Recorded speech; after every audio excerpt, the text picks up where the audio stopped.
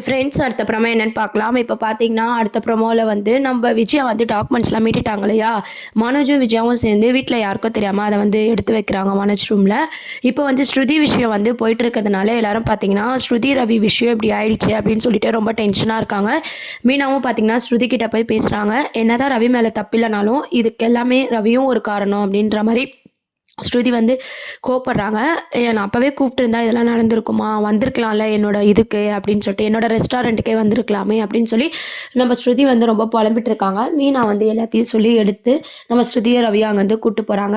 அதுக்கப்புறம் பார்த்தீங்கன்னா, இந்த டாக்குமெண்ட்ஸ் விஷயம் வந்து அப்பாக்கு தெரிஞ்சா நான் அவ்வளோதான்டா.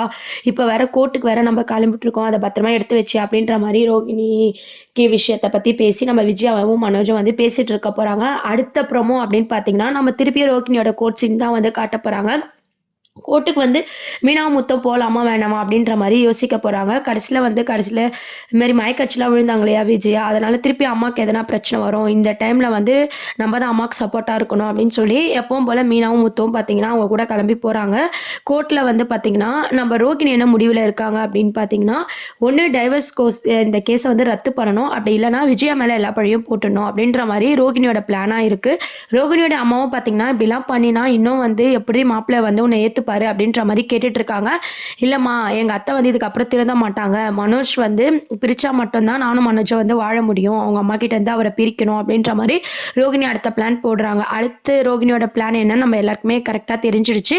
கோர்ட்ல வந்து அவங்க அத எப்படி வந்து வாதாட போறாங்க. விஜய்க்கு எதிரா தான் வந்து வாதாட போறாங்க. மனோஜுக்கு என்னதான் சொல்லிக் குடுத்தாலும், ரோகிணி வந்து பார்த்தீங்கன்னா, மனோஜ வந்து குழப்பி விட்டுர்றாங்க.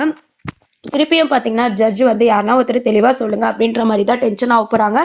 ரோகிணி ஜெயிக்கிற மாரி தான் இப்போ வந்து கொஞ்ச நாளா வந்து காட்டப் போறாங்க. இப்ப திருப்பியும் வந்து இந்த கேஸ் வந்து தள்ளி போற மாரி தான் காட்டப் போறாங்க. அதுக்கப்புறம் பார்த்தீங்கன்னா, வீட்டோட பத்திரத்த மீட்டுட்டாங்க இல்லையா? அத வந்து சிந்தாமணி ஆள்கிட்டயே வந்து நம்ம விஜயா குடுத்துடுறாங்க. இதுக்கு அப்புறமா தான் விஜயா குடும்பத்துக்கு இருக்கு அப்படின்ற மாரியான ட்ராக் தான் கொண்டு போறாங்க. அதாவது ஸ்பீட் வட்டி அ போட்டு நம்ம விஜயாவால கட்ட முடியாம பார்த்தீங்கன்னா, அதுக்கப்புறம் தான் இந்த விஷயம் வந்து வீட்ல எல்லாருக்குமே தெரிஞ்சு, அத கண்டிப்பா வந்து முத்து மீட்கிற மாரி தான் வந்து காட்டப் போறாங்க. இதுதான் வந்து சீரியல் எண்ட்ல காட்டுவாங்களா என்னன்னு தெரியல. வெயிட் பண்ணி பார்க்க வேண்டியது இருக்கு.